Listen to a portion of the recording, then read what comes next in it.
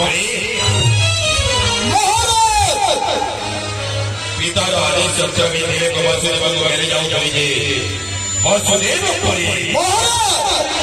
ऐ समझ रे हरा देव वाणी अरे कौन तो जाको मारा मारे के वसुदेव जो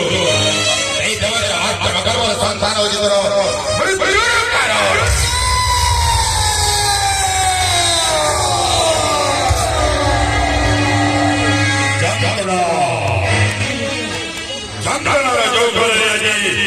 होतो वही करोसी सराक्यसो